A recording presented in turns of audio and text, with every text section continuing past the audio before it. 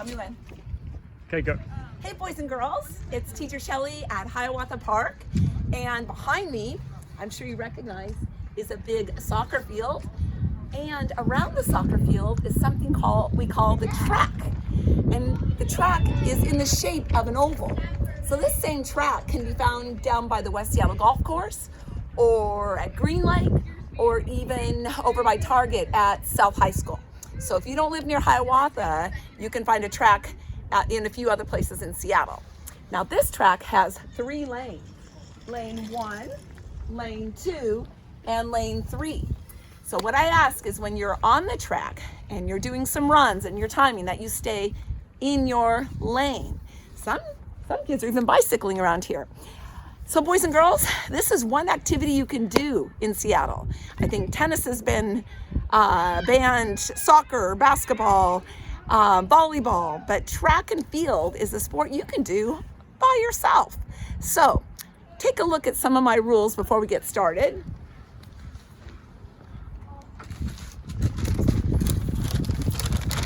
First of all, wear some comfortable clothes. We all know that. You got to be able to run in shorts or sweats, not a dress or tight pants. Then wear light rubbery shoes. I have some real running shoes on, but you don't have to have those. In fact, you can even run in bare feet. There's some South Africans that have run the Olympics in bare feet. You can take a look at that. Google up Zola Bud. Number 2, don't eat an hour before. So friends, you want to make sure your food is digested. So if you've had lunch, you better wait an hour or 2 until you come to the track and start running. Number 3, stretch. And number 4, stay in your lane. So if you're choosing lane 1, you want to make sure you don't go over to lane 2 or 3 because someone else might be running in those. Okay, let's take a look at stretching.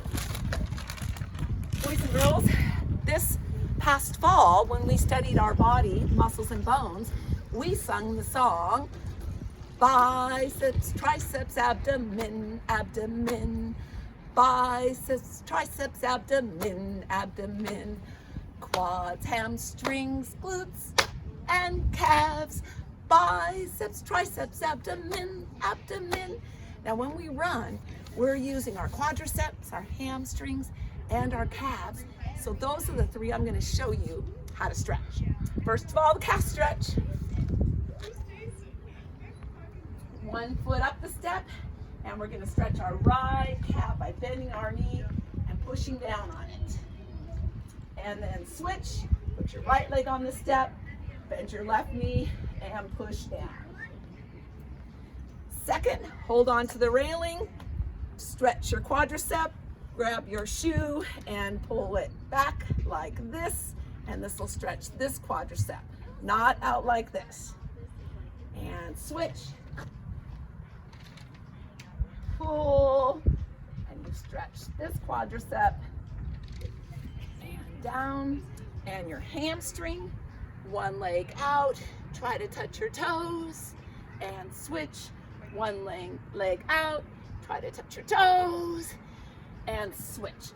Now you can add some arm strength too by getting down and doing some push-ups, or your abdomens, doing some crunches, or even planks and holding those for a minute or 2. Whatever you'd like to do to strengthen your biceps, triceps, and abdomen. Now friends, let's take a look at this thing I call the oval. The oval is 400 meters. Now when we talk about meters, we're not talking about feet like we do in our country. Meters are a form of measurement in the metric system that the rest of the world uses. This is 1 meter. So going around the track is 400 meters.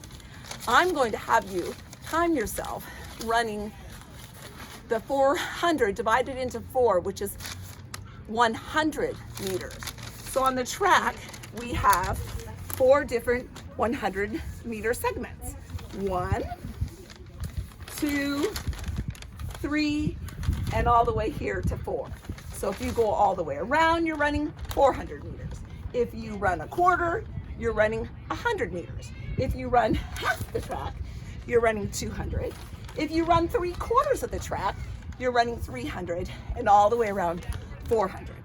Now, if you want to go 4 times, I think Robbie Harkins can probably figure this out with his multiplication brain already working. 4 times around is a 1,600, which equals 1 mile. But I got one for you, Robbie. What's 12 times around? How many miles is that? All right, my friend, let's take a look at the 100-meter start. Way down at the end of the track, you'll see a straightaway. So you can go down there and have someone get a stopwatch and time you running from there. Run, run, run, run, run, run, run, run, stay in your lane. All the way, run, run, run, run, run, run, run, run, run, run. Stop and get your time. I want you to start with 100 meters for this week. I'd like you to get 5 different times on that. Let's take a look at how we can record that. Starting tomorrow, Monday, 100 meters. Try it 5 times. Give me your 5 different times on that. Tuesday, try it 5 times. All the way through Sunday. Let's just focus on the 100 this week. Following week, you can do the 200. Again, try it 5 times. Ooh, that might be a little hard doing half the track 5 times. Do what you can, but try to get at least 1 time. And then the 3rd week, let's work up to the 400 and give me some times for that. And you can take a picture of your chart and show me. I'd love to hopefully see each time you do it getting a little quicker. All right, my friends, if you have family members, 4 of them, you can try a relay. A relay just involves maybe a stick or a pine cone passing around to your teammates. You can start on lane 1 and run a 100 with your pine cone and pass it to a family member at the 100-meter mark. Then they take your pine cone and run to the 200. And then they take your pine cone and run to the 300. And then end back at the start. That's called a relay. And at the Olympics, it would be passing a baton. But for us, you can pass a stick or a pine cone. And then, of course, always wash your hands afterwards. Thanks, friends. That's Teacher Shelley at the track at Hiawatha. Have some fun. Start tomorrow. And I'll send some videos of long jump and throwing. Bye.